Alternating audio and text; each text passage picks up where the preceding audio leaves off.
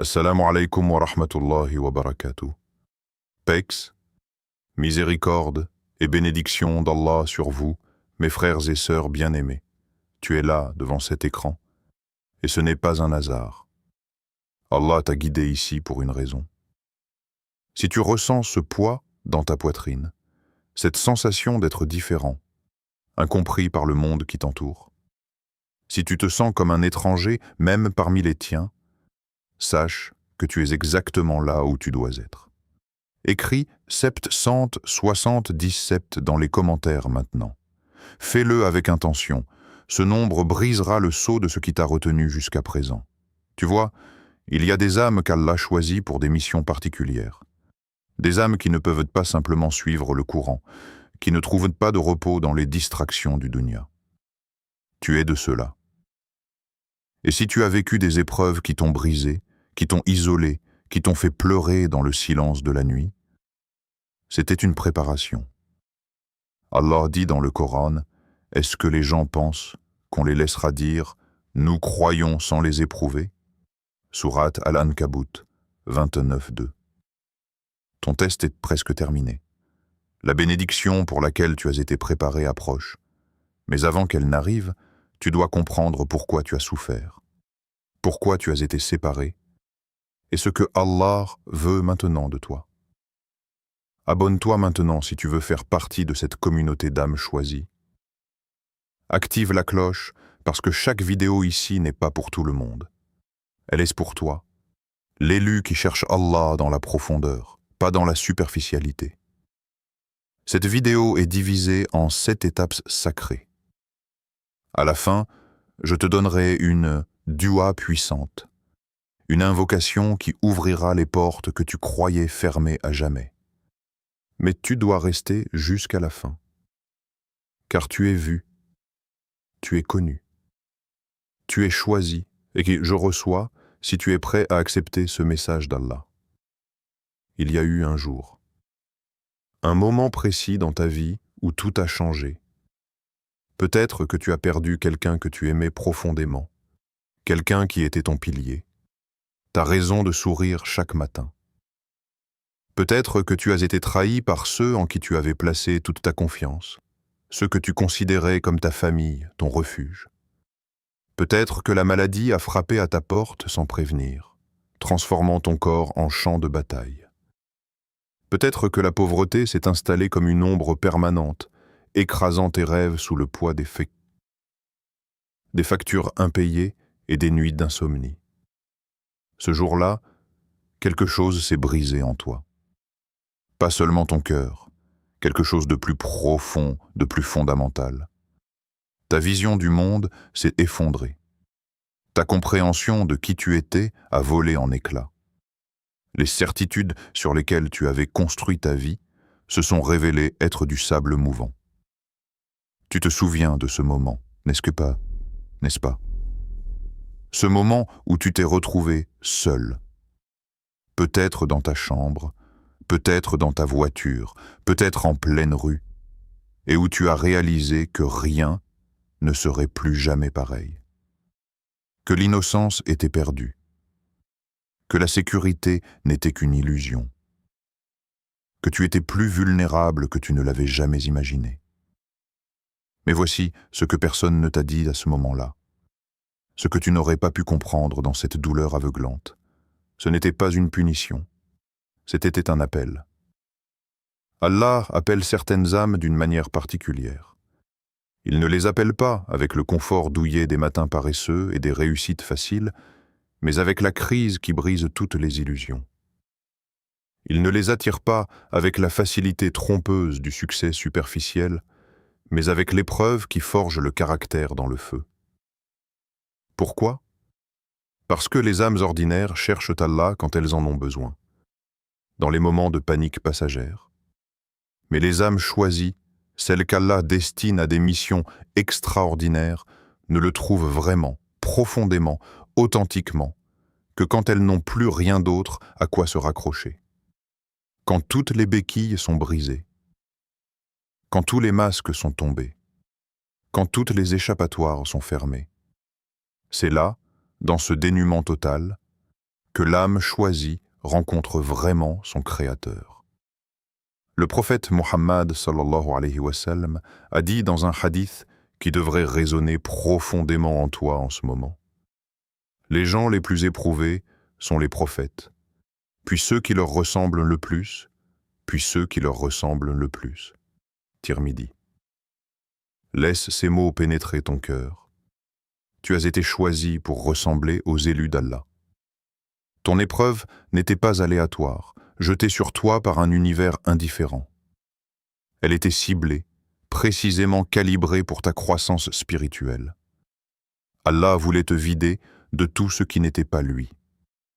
De toutes les fausses sécurités dans lesquelles tu plaçais ta confiance, l'argent qui peut disparaître du jour au lendemain, le statut social qui peut s'effondrer en un instant, les relations humaines qui peuvent te trahir, ou même ta propre image de toi-même qui peut se révéler être une construction fragile.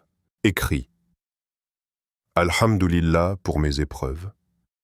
Si tu commences à comprendre cette vérité profonde, si tu commences à voir tes cicatrices non comme des marques de défaite, mais comme des badges d'honneur spirituels, regarde ta vie maintenant avec ce nouveau regard. Regarde en arrière avec les yeux de la compréhension divine.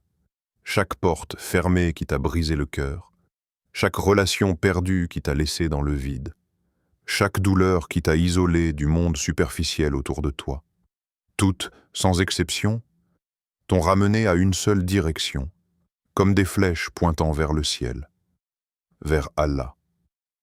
Et maintenant que tu es là dépouillé de tout artifice, vulnérable dans ta vérité nue, vide de tout sauf de ton besoin désespéré de lui, tu es enfin prêt pour ce qui vient. La bénédiction que tu ne pouvais pas porter avant, la mission que tu n'aurais pas pu accomplir sans cette préparation.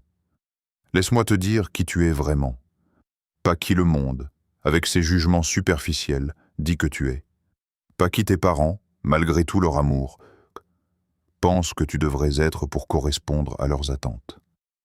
Pas qui la société, avec ses normes étouffantes, attend que tu sois, mais qui Allah, celui qui t'a créé et qui connaît chaque fibre de ton être, sait que tu es. Tu es une âme qui ne se contente pas de la surface scintillante des choses. Tu ne peux pas simplement prier 5 fois par jour de manière mécanique, bougeant ton corps sans engager ton cœur, et te sentir satisfait. Non, cette routine vide te donne la nausée spirituelle. Tu veux ressentir Allah dans chaque raka'a. Tu veux le connaître au-delà des rituels. Tu veux que chaque sajda soit une conversation intime, un moment de vulnérabilité totale devant lui. Pas une simple obligation cochée sur une liste. Tu es quelqu'un qui voit à travers les illusions du dunya comme si elles étaient transparentes. Quand les autres courent frénétiquement après les tendances éphémères, les likes qui ne nourrissent pas l'âme, les apparences soigneusement construites pour Instagram, toi tu ressens un vide profond dans tout cela. Un vide qui crie que ce n'est pas pour cela que tu as été créé. Pas parce que tu es supérieur à eux, loin de là, car l'orgueil est un piège mortel, mais parce que Allah a placé dans ton cœur une soif qui ne peut être étanchée que par lui, une faim spirituelle que rien du dunya ne peut satisfaire. Pense au prophète Youssouf alayhi salam, dont l'histoire dans le Coran est décrite comme la plus belle des histoires. Il a été jeté dans un puits obscur et profond par ses propres frères, ceux qui auraient dû le protéger.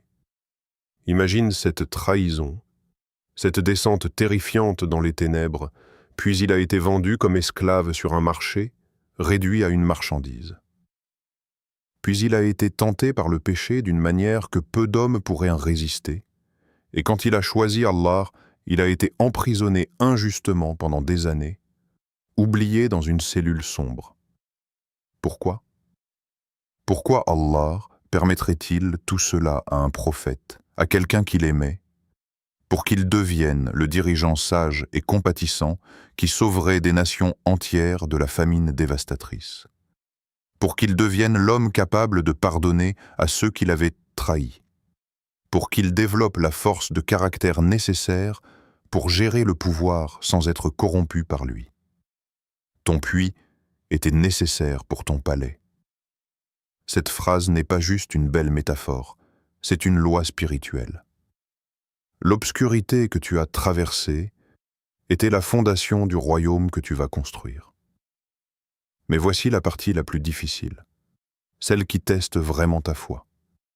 Pendant que tu es dans le puits, enveloppé par l'obscurité, tu ne peux pas voir le palais qui t'attend. Tu vois seulement les murs froids autour de toi. La solitude écrasante, l'injustice brûlante de ta situation, le silence assourdissant du ciel. Et tu cries de toute ton âme, « Ya Allah, pourquoi moi? Pourquoi cette douleur? Qu'ai-je fait pour mériter cela ?» Et Allah, dans sa sagesse infinie, répond, pas toujours avec des mots audibles, mais avec une vérité que ton cœur peut sentir, parce que toi seul peux porter ce que je te prépare, parce que ce que je veux te donner est si lourd, si puissant, si transformateur que tu serais écrasé par le poids, si je te le donnais maintenant. Je te forge dans le feu pour que tu puisses contenir ma bénédiction. Tu vois, les bénédictions moyennes vont aux âmes moyennes. Un bon travail, une famille stable, une vie confortable. Ces choses sont belles, mais elles ne nécessitent pas une préparation extraordinaire. Mais les bénédictions transformatrices, celles qui changent non seulement ta vie, mais celle de tes descendants, celles qui brisent des malédictions ancestrales qui pesaient sur ta lignée depuis des générations, celles qui établissent des héritages spirituels qui vivront des siècles après ta mort. Ces bénédictions nécessitent une fondation en acier trempé qui ne peut être construite que dans le feu de l'épreuve. Écris. Je suis prêt. Si tu sens que quelque chose en toi est en train de changer en ce moment même, si tu sens ton cœur s'ouvrir à une nouvelle compréhension, Allah t'a isolé pour une raison divine. Il t'a séparé des distractions qui engourdissent l'esprit, des influences toxiques qui empoisonnent l'âme, des relations qui semblaient bonnes en surface mais qui ne servaient pas ton but ultime. Tu pensais que tu perdais ton monde, tu pleurais chaque départ. Mais Allah a purgé ta vie de tout ce qui t'empêcherait de recevoir ce qui vient, comme un jardinier arrache les mauvaises herbes pour que la vraie plante puisse grandir. Tu n'es pas seul dans ton isolement. Tu es préparé dans le silence sacré. Soyons complètement honnêtes maintenant. Soyons crus et vrais. Cette préparation divine n'était pas gratuite. Elle n'était pas un processus doux et confortable. Elle t'a coûté cher, plus cher que tu ne peux l'expliquer à ceux qui ne sont jamais passés par là. Elle t'a coûté ton sommeil, nuit après nuit après nuit. Ces nuits interminables où tu fixais le plafond dans l'obscurité, ton esprit tournant en boucle comme une machine cassée, submergé par l'anxiété qui serrait ta poitrine comme un étau, te demandant si tu survivrais à la prochaine journée, te demandant si la douleur finirait un jour, te demandant si tu étais en train de devenir fou ou si c'était ça, la vraie sévie, et que ton ancienne normalité n'était qu'un rêve. Elle t'a coûté ta joie spontanée, cette légèreté d'être que tu avais peut-être connue autrefois. Ces moments où tu souriais mécaniquement devant les autres parce que c'est ce qu'on attend de toi, parce que personne ne veut vraiment entendre la vérité de ta douleur, mais où tu mourais intérieurement, portant un poids invisible, une souffrance que personne ne pouvait voir, que personne ne comprendrait même si tu essayais de l'expliquer. Elle t'a coûté ta confiance en l'humanité, cette innocence qui croyait que les gens étaient fondamentalement bons.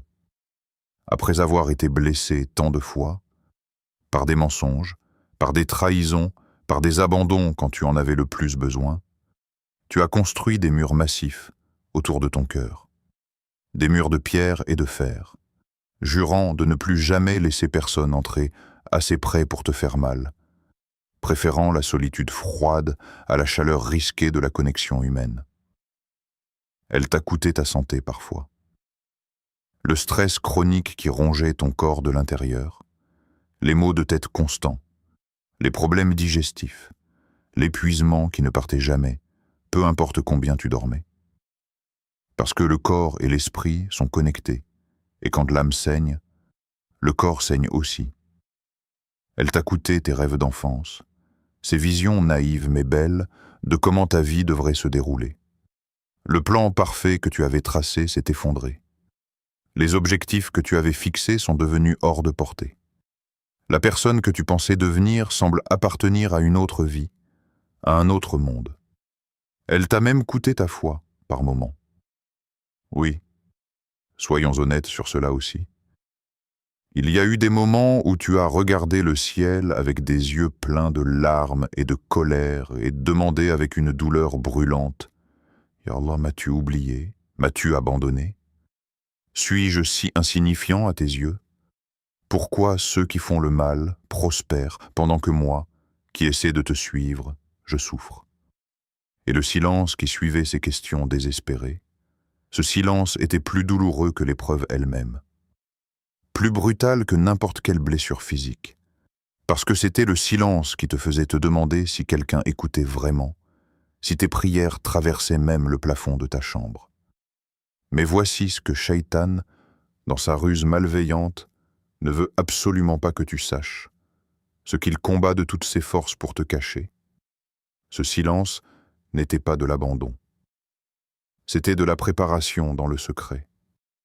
Quand Allah veut te donner quelque chose de massif, de tellement immense que ta compréhension actuelle ne peut même pas en saisir l'ampleur, il te prépare dans le silence, dans l'obscurité où personne ne voit. Il forge ton caractère dans le feu invisible. Il construit ta résilience dans la solitude absolue. Il trempe ton âme dans les larmes pour qu'elle devienne incassable. Pense au prophète Mohammed sallallahu alayhi wa sallam, le bien-aimé d'Allah, le meilleur de toute la création. Il a passé des années à Makka, persécuté par son propre peuple, ridiculisé publiquement, attaqué physiquement, des pierres jetées sur lui jusqu'à ce que ses sandales soient remplies de sang. Ses compagnons torturés devant ses yeux, l'embargo économique qui affamait sa famille. Et puis, dans l'année de la tristesse, il a perdu son épouse bien-aimée, Khadija, celle qui le soutenait inconditionnellement, et son oncle protecteur, Abu Talib. Le ciel est devenu noir. L'année de la tristesse semblait être la fin de tout espoir, le triomphe du mal sur le bien. Mais c'était juste avant l'Hijra, ce voyage qui changerait le cours de l'histoire humaine, juste avant que tout ne change, juste avant Madina, juste avant la victoire qui établirait l'islam pour toujours, juste avant que le message d'Allah ne se répande jusqu'aux confins de la terre. Ta douleur la plus profonde, celle qui te brise en ce moment, est juste avant ta percée la plus grande. Écris « C'est mon moment » si tu sens dans ton âme que ta percée approche, que l'aube vient après cette longue nuit. Mais voici le danger mortel dont je dois t'avertir. Beaucoup, trop nombreux, abandonnent juste avant la ligne d'arrivée. Ils endurent 90% de l'épreuve avec courage et patience, puis craquent dans les derniers 10%. Ils désespèrent et renoncent juste au moment où Allah était sur le point d'intervenir, juste quand la bénédiction allait exploser dans leur vie. Comme quelqu'un qui creuse pour trouver de l'eau, qui creuse profondément, épuisé, et qui abandonne à quelques centimètres seulement de la source. Ne désespérez jamais de la miséricorde d'Allah. En vérité, personne ne désespère de la miséricorde d'Allah, sauf les gens mécréants. Sourate Yusuf, 12, 87. Tu es trop proche maintenant pour abandonner. Tu as payé trop cher pour partir les mains vides. La bénédiction pour laquelle tu as été forgé, sculpté, préparé avec tant de soins divins, est à ta porte. Elle frappe. L'entends-tu? L'entends-tu? Et puis ça arrive. Soudainement ou progressivement, mais ça arrive. Le déclic. Le moment où tout change. Ce moment de grâce où le voile se déchire et où tu vois enfin ce qui était caché. Pour certains, c'est une salade ordinaire qui devient extraordinaire. Tu te prosternes comme tu l'as fait 1000 fois avant, mais cette fois, quelque chose se brise en toi. Les larmes coulent sans que tu puisses les arrêter. Pas des larmes de tristesse cette fois, mais quelque chose de différent, de plus profond. Des larmes de soulagement, de reconnaissance, d'amour. Et dans ton sujoud, le front contre le sol, tu sens, vraiment sens, qu'Allah est là, qu'il t'écoute, qu'il t'a toujours écouté, que pas une seule de tes prières silencieuses n'a été perdue. Pour d'autres, c'est un verset du Coran que tu as peut-être lu 100 fois avant, mais qui cette fois te frappe comme la foudre, comme s'il avait été écrit spécifiquement pour toi, pour ce moment précis de ta vie. Les mots arabes résonnent dans ton cœur comme s'ils avaient attendu toute ta vie pour être compris. Et tu réalises, ce livre n'est pas juste un texte ancien. C'est une lettre vivante d'Allah pour toi. Pour d'autres encore, c'est un rêve qui te réveille au milieu de la nuit, le cœur battant. Un rêve tellement vivide, tellement réel, que tu sais qu'il ne venait pas de ton subconscient, mais d'ailleurs, d'en haut. Une vision, un message, un signe tellement clair, tellement direct, que tu ne peux plus le nier, que tu ne peux plus te cacher derrière le scepticisme ou le doute. Parfois, c'est une rencontre apparemment aléatoire, quelqu'un qui dit exactement ce que tu avais besoin d'entendre au moment où tu en avais besoin. Ou un événement qui se déroule d'une manière tellement synchrone, tellement parfaitement chronométrée, que tu ne peux pas l'attribuer à la coïncidence. Et dans ce moment sacré, ce moment de révélation, tu sais, avec une certitude qui dépasse la logique, qui dépasse le besoin de preuve. Tu sais qu'Allah ne t'a jamais quitté, même quand tu te sentais le plus abandonné. Tu sais que chaque larme que tu as versée dans la solitude de la nuit a été comptée, collectée, précieuse à ses yeux. Tu sais que chaque prière silencieuse, même celle que tu pensais ne pas avoir de mots, a été entendue et comprise. Tu sais que tu n'as jamais, jamais marché seul sur ce chemin tortueux. C'est le moment transformateur où ta relation avec Allah passe de l'obligation froide à l'intimité brûlante. Tu ne pries plus par peur de l'enfer, poussé par la menace du châtiment. Tu pries parce que tu as besoin de lui, comme tu as besoin d'air pour respirer. Parce que tu l'aimes d'un amour qui te submerge. Tu ne lis plus le Coran par routine machinale, cochant une case spirituelle. Tu le lis comme une lettre d'amour personnelle de ton Créateur, chaque verset un murmure intime à ton âme. Le prophète, que la paix et le salut d'Allah soient sur lui, a dit dans un hadith qudsi magnifique, « Quand Allah aime un serviteur, il l'éprouve. Si le serviteur endure patiemment, il le choisit. Et s'il est reconnaissant, en plus d'être patient, il fait de lui l'un de ses élus spéciaux. » Hadith authentique. Tu as enduré avec patience, même quand c'était insupportable. Maintenant, il te choisit pour une mission spéciale. Écris, Allah même, si tu ressens cette vérité vibrer dans ton cœur en ce moment, si tu sens son amour t'envelopper malgré toute ta douleur. Et voici ce qui arrive naturellement quand tu réalises profondément que tu es choisi par le Créateur de l'univers.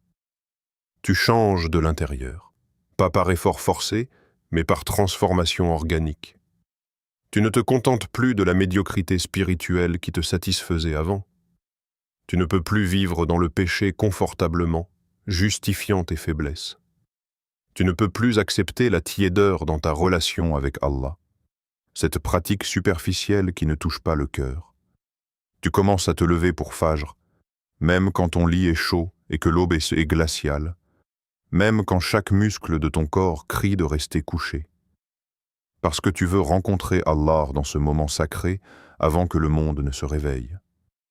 Tu commences à laisser tomber les habitudes qui te faisaient secrètement honte, ces péchés que tu cachais dans l'obscurité.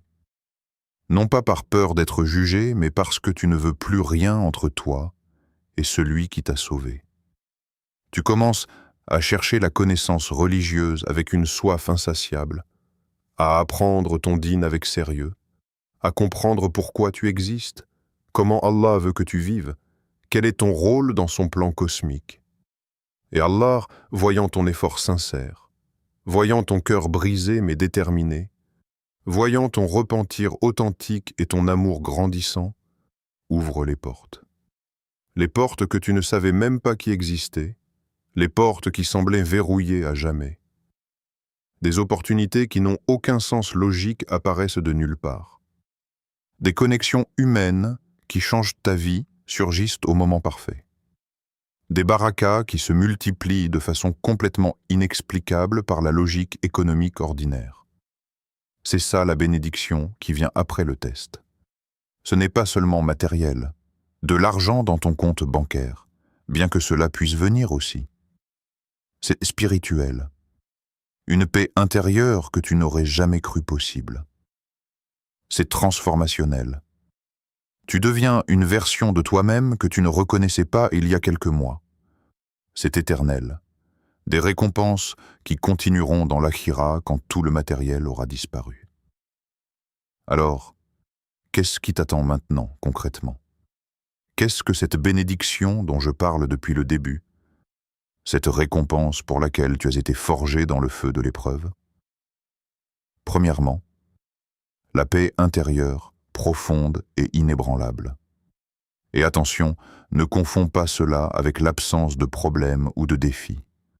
Non, ce n'est pas une vie où tout devient soudainement facile et rose. C'est quelque chose de bien plus précieux. C'est la présence constante d'Allah dans chaque situation, peu importe à quel point elle est difficile.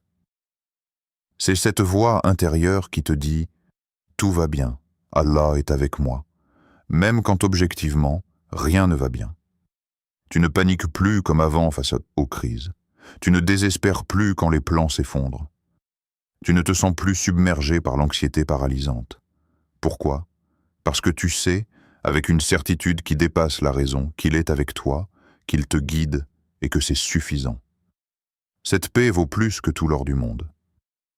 Deuxièmement, la clarté de but cristalline. Pendant des années, peut-être toute ta vie, tu te demandais pourquoi tu existes, quelle est ta place dans ce monde vaste et confus. Tu te sentais comme un navire sans boussole, dérivant sans direction claire. Tu essayais différentes choses, différents chemins, mais rien ne semblait vraiment s'aligner avec qui tu es au plus profond. Maintenant, Allah révèle ta mission avec une clarté aveuglante. Ton rôle unique dans cette vie devient évident. La raison pour laquelle tu as été créé exactement tel que tu es, avec tes forces particulières, tes faiblesses spécifiques, tes expériences uniques, tout cela prend soudainement un sens parfait. Tu comprends que rien n'était accidentel. Chaque détail de ton histoire, même les parties les plus douloureuses, te préparaient pour ceci. Et quand tu trouves ce but, cette mission qu'Allah t'a assignée, tu sens ton âme s'aligner enfin. C'était comme si toutes les pièces du puzzle se mettaient en place. Troisièmement, l'impact transformationnel sur les autres. Tu ne vis plus pour toi-même, enfermé dans tes propres besoins et désirs. Allah te transforme en quelqu'un qui élève les autres, qui guide les âmes perdues exactement comme tu l'étais, qui guérit les cœurs blessés parce que tu connais cette douleur intimement. Les gens commencent à venir vers toi naturellement, attirés par quelque chose qu'ils ne peuvent pas nommer. C'est la lumière d'Allah qui brille à travers toi. Ils te demandent conseil. Ils te racontent leur douleur. Et tu peux les aider véritablement, non pas avec des platitudes vides, mais avec une sagesse née de ta propre survie. Tu deviens un instrument de sa miséricorde sur terre. Ta vie n'est plus seulement pour toi. Elle devient un phare pour ceux qui sont encore dans l'obscurité où tu étais. Quatrièmement, les portes matérielles s'ouvrent largement. Oui, soyons clairs. Allah ouvre aussi les portes du risque, subsistance, de la santé restaurée, des relations saines et nourrissantes. Les opportunités professionnelles que tu n'aurais jamais imaginées, les connexions qui changent ta trajectoire, les ressources qui arrivent exactement quand tu en as besoin. Mais, et c'est crucial, maintenant, tu ne t'y accroches plus avec cette désespération étouffante d'avant. Tu ne fais plus de ces bénédictions tes dieux. Tu ne places plus ton bonheur entièrement entre leurs mains. Elles sont des cadeaux, des moyens, des facilités qu'Allah t'offre, mais elles ne sont plus ta raison de vivre.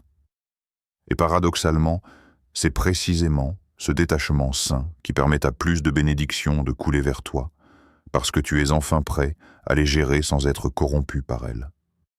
Le prophète Ibrahim alayhi salam a été jeté dans un feu brûlant par son propre peuple, un feu si intense qu'ils avaient besoin de catapultes juste pour s'en approcher. Il aurait dû mourir dans d'atroces souffrances. Mais Allah a transformé ce feu en fraîcheur et paix pour lui. Il n'a pas seulement sauvé Ibrahim, il a fait de ce moment miraculeux un signe retentissant pour toute l'humanité jusqu'au jour du jugement. Des millions et des millions de personnes à travers les siècles ont entendu cette histoire et leur foi s'est renforcée. Ton épreuve aussi deviendra un témoignage puissant. Les gens te demanderont, les yeux écarquillés: comment as-tu survécu à cela? Comment as-tu traversé cette tempête qui aurait détruit la plupart des gens? Et tu pointeras vers le ciel, avec un sourire reconnaissant, et tu diras simplement: ce n'était pas moi, c'était Allah. Toujours Allah. Écris Bismillah. Si tu es prêt à entrer dans cette nouvelle phase de ta vie, si tu es prêt à accepter les bénédictions qui arrivent, si tu es prêt à être transformé. Mais écoute-moi très attentivement maintenant, car ceci est d'une importance vitale. Ne gaspille pas cette bénédiction quand elle arrive. C'est un piège dans lequel beaucoup tombent. Quand la facilité arrive après la difficulté, quand les portes s'ouvrent après avoir été fermées si longtemps, il y a une tentation naturelle de devenir insouciant, de relâcher ta vigilance spirituelle. Ne le fais pas. Ne redeviens pas complaisant. Ne retombe pas dans l'ingratitude qui t'éloignerait d'Allah. Souviens-toi viscéralement du puits quand tu seras dans le palais. Souviens-toi de tes nuits de larmes quand tu seras dans l'abondance. Souviens-toi de ta dépendance totale envers Allah quand tu sembleras indépendant. Reste humble, profondément humble, même quand Allah t'élève. Reste connecté à Allah par la prière, par le dhikr constant, par la lecture du Coran, même quand tu deviens occupé par les bénédictions. Utilise tes bénédictions pour servir sa cause, pas pour te glorifier toi-même. Aide ceux qui sont exactement là où tu étais, dans l'obscurité et la douleur. Sois le guide que tu aurais désespérément voulu avoir quand tu étais perdu dans le désert de ton épreuve. Car Allah a dit avec une clarté absolue dans son livre: si vous êtes reconnaissant, je vous augmenterai certainement en faveur. Mais si vous êtes ingrat, mon châtiment est vraiment sévère. Sourate Ibrahim 14:7.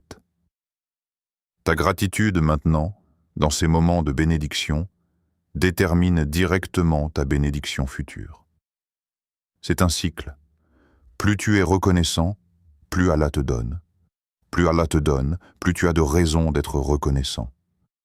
Mes frères et sœurs bien-aimés dans la foi, mes compagnons de voyage sur ce chemin difficile mais béni, nous sommes arrivés à la fin de ce message. Mais ce n'est pas vraiment une fin, n'est-ce pas? C'est un commencement sacré. Le commencement de ta nouvelle vie. Le commencement de ta transformation. Le commencement de ta mission. Tu es sorti de l'épreuve, peut-être pas physiquement encore, mais spirituellement tu es différent. Tu es purifié par le feu. Tu es prêt pour ce qu'Allah a préparé. Comme je te l'ai promis au début, voici la dua puissante que nous allons réciter ensemble. Mais avant de la réciter, je veux que tu fasses quelque chose avec moi. Où que tu sois en ce moment, dans ta chambre, dans ta voiture, au travail, trouve un moment d'intimité. Lève tes mains vers le ciel, paumes ouvertes comme si tu recevais la pluie de bénédiction d'Allah. Je veux que tu ouvres ton cœur complètement sans réserve, sans protection. Je veux que tu crois, vraiment, profondément crois, avec chaque atome de ton être, qu'Allah t'écoute en ce moment même, que tes prières montent vers lui, qu'il est plus proche de toi que ta veine jugulaire. Écris « Amin » dans les commentaires pour sceller cette intention collective. Nous sommes des milliers, peut-être des dizaines de milliers d'âmes choisies, tous connectés en ce moment même, tout levant nos mains vers le même Créateur, demandant à Allah de déverser ses bénédictions infinies sur nous tous. Répète après moi, avec ton cœur avant ta langue, Allahumma ya hayyu ya qayyum. Ya dal jalali wal ikram, ô Allah, toi le toujours vivant. Toi l'Éternel qui maintient tout, toi le majestueux et le généreux sans limite. Je viens devant toi brisé mais rempli d'espoir. Je viens devant toi éprouvé mais profondément reconnaissant. Ya Allah, je reconnais maintenant avec clarté que chaque difficulté était une élévation déguisée. Chaque perte était une protection contre quelque chose de pire. Chaque larme était une purification de mon cœur. Ya Allah, ouvre maintenant les portes que tu as préparées spécialement pour moi depuis le début des temps. Déverse sur moi les bénédictions pour lesquelles tu m'as forgé dans le feu. Fais de moi un instrument béni de ta miséricorde sur cette terre. Utilise-moi pour guider les âmes perdues, pour élever les cœurs brisés, pour servir ton dîn magnifique. Ya Fatah, toi qui ouvres toutes les portes, ouvre pour moi. Ya Razak, toi le pourvoyeur suprême, pourvois pour moi de sources que je n'imagine même pas. Ya Karim, toi le généreux absolu, sois généreux avec moi comme tu l'as promis à tes serviteurs patients. Protège-moi, Ya Allah, de l'ingratitude qui pourrait envahir mon cœur quand les bénédictions arrivent. Garde mon cœur fermement attaché à toi dans l'aisance, exactement comme il l'était dans la difficulté. Fais que ma vie entière soit un témoignage vivant et respirant de ta puissance absolue et de ta miséricorde infinie. Amen. Ya Rabbal Alamin. Amen. Amen. Si tu as ressenti quelque chose pendant cette dua, un frisson, des larmes, une chaleur dans ta poitrine, une paix soudaine, c'est Allah qui touche ton cœur. Écris « Amen Ya Rab » dans les commentaires. Partage cette vidéo avec quelqu'un que tu connais qui traverse une épreuve et qui a désespérément besoin d'entendre ce message. Abonne-toi à cette chaîne pour continuer ce voyage spirituel profond avec notre communauté d'âmes choisies. Et souviens-toi toujours, grave cela dans ton cœur avec des lettres de feu. Tu es vu par Allah. Tu es connu intimement par lui. Tu es choisi pour une mission spéciale. Qu'Allah illumine ton chemin devant toi, qu'il accepte tous tes efforts sincères, et qu'il fasse de toi parmi ces bien-aimés qui sont proches de lui dans ce monde et dans l'éternité. Wassalamu alaikum wa rahmatullahi wa barakatuh. Que la paix, la miséricorde et les bénédictions d'Allah soient sur vous tous.